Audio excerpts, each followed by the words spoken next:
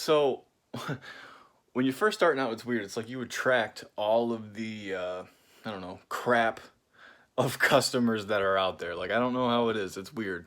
But yeah, you just attract crap, okay? You have no idea. You think you're just going to answer everything and service everybody and sell to everyone and be as big as possible, right? Because you have to grow. And when you're first starting out, you have to take crap. But it's just weird how you end up like attracting it. You can't weed the customers out like over the phone or through a message, or you don't have a process in place that gets to weeding the bad ones out, at least in some sense.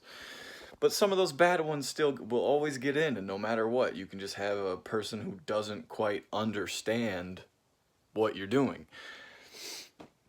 And anyways, there's tons of those out there, right? And you'll have tons of those experiences. But what people don't talk about are the good experiences that you have with customers, and how I think you as the business owner can in terms dictate a lot of that in terms of balancing both of your happiness, because there's a lot of times when you're dealing with customers in your business in which you're right, the customer's always right, so you're trying to make the customer happy. And especially when you're just starting out, there's a lot of times where you will sacrifice your happiness to give them happiness, right? And how do you do that? You know, you bend over absolutely backwards for these people, and you do it basically for hardly anything. Um, and you just jump through a million hoops for certain customers, and you let them bounce you around.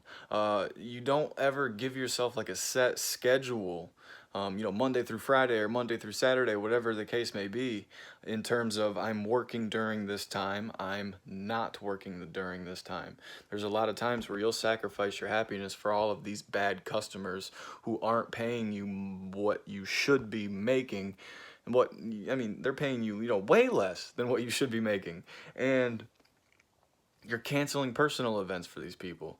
You're blocking out time with your friends, your family, and all of this stuff, and you're sacrificing your happiness.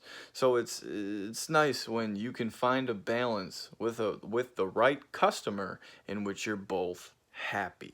Okay, so I just had this experience, right? Just to recap, you guys, it's going back to a time when, okay, I had a really big argument with a customer. Basically, yeah, we had an argument. I could have worded that better, but I'm just whatever. I'm flying off the top here.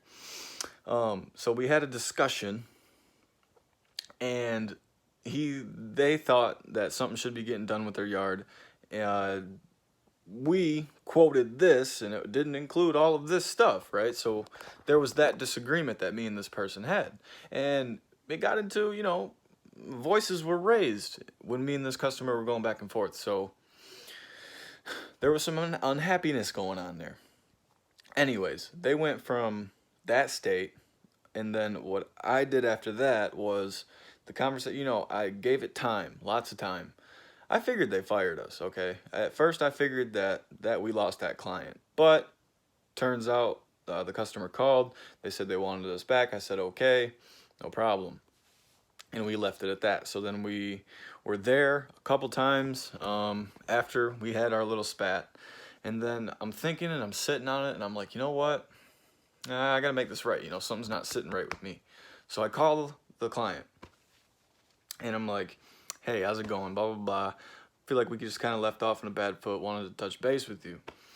The stuff that you're looking for, we would definitely like to do for you. Okay, blah, blah, blah, blah. I sold him on us doing the extra work. He explained his piece. I explained my piece. We were both able to, just put that in the past. We were all good, man.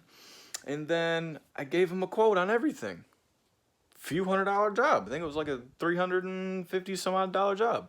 And did it all.